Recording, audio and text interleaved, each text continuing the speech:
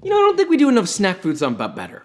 I'll be honest. This is one of those items that are never approached, and ironically, I have a feeling it's gonna be pretty easy.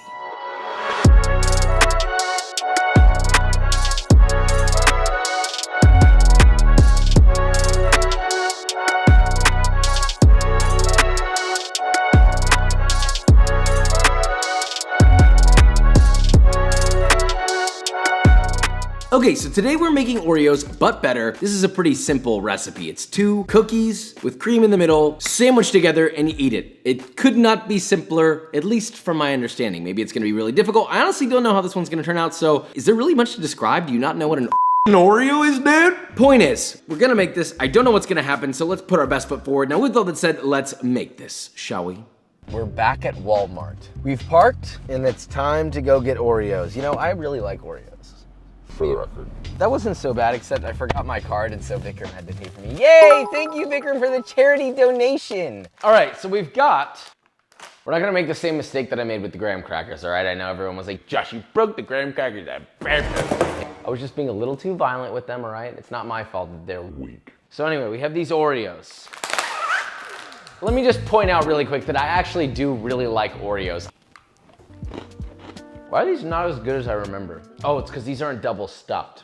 We should have got the double stuffed. With them not being double stuffed, they're just dry crackers. I want the cream. There's not enough cream in this, so if we're judging it off of that, I'm gonna say these aren't that good. But if they're double stuffed, they're bussin'. So we'll just pretend these are oh wait, we can make them double stuffed. Yeah, you know, it's the cream.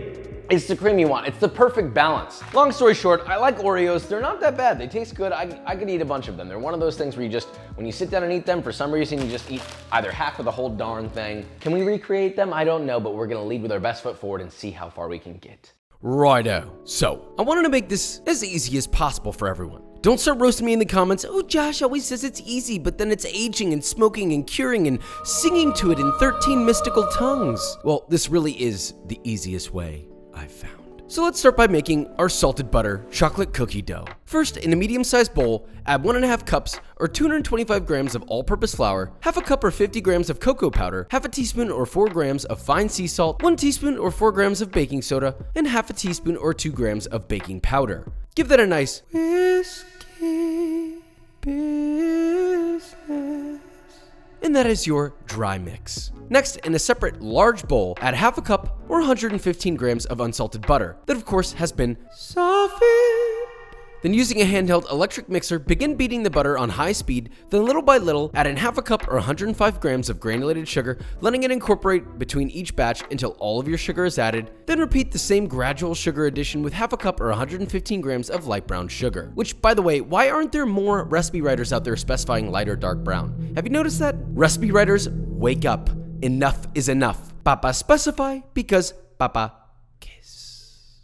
Now once your beurre and sugar is creamed, beat in 1 whole egg until thoroughly incorporated, followed by 2 teaspoons or 5 grams of vanilla extract and 1 tablespoon or 13 grams of whole milk. Beat until beautifully creamy. Then to your cream butter, add in your dry mix and fold together until completely combined and you get a nice thick dough. Then just line a baking sheet with parchment or a silicone baking mat and using a small cookie scoop, about 1.5 tablespoons or so, scoop your cookie dough out in rows of 3 to fit 12 total cookies. Per sheet, you'll likely get around 24 cookies total. Then just roll all those into nice, round, glistening balls, and from there, you can press them however you like. Obviously, a cookie press would be better, but I promised you easy. So the bottom of a greased cup works just fine. But they do sometimes stick a little, which is extremely annoying. And once all of your cookies are pressed, optionally, if you happen to have a brand of your initials lying around your kitchen, don't ask me why I do, then go ahead and gently press an indentation of your initials, you know, for the full flex. Then pop those bad boys into an oven that's been preheated to 350 Fahrenheit and bake those brothers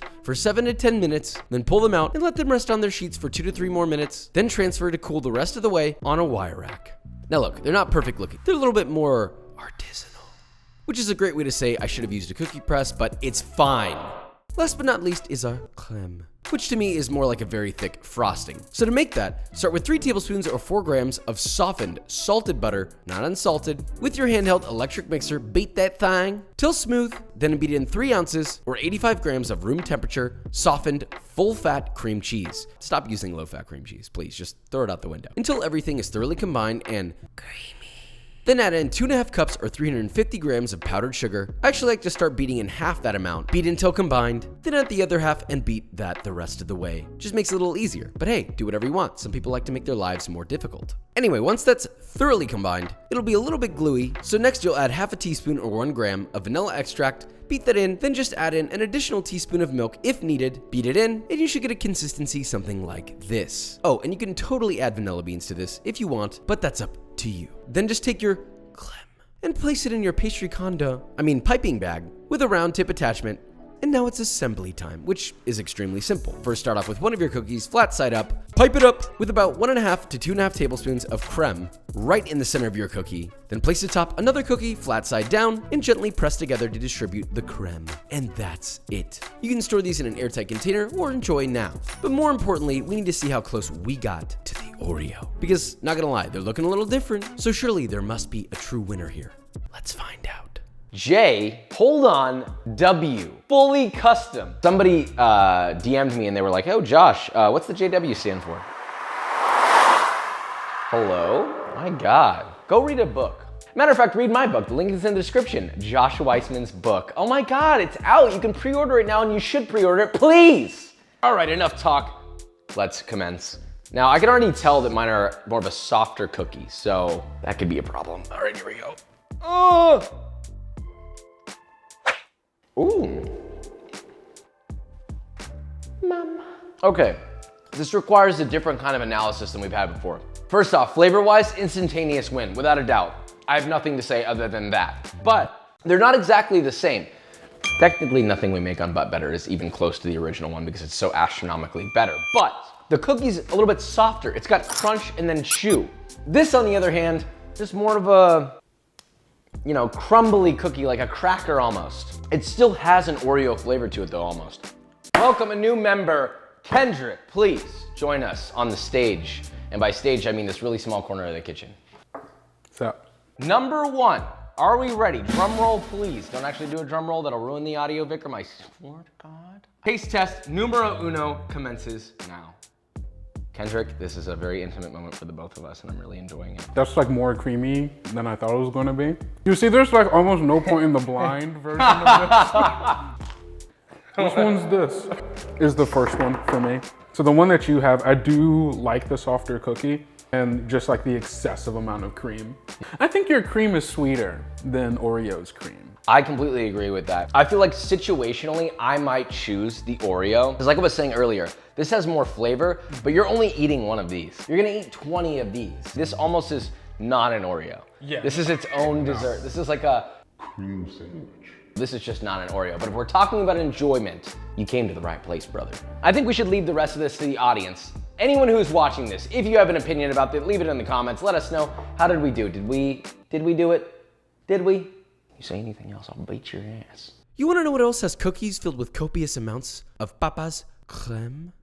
B-roll.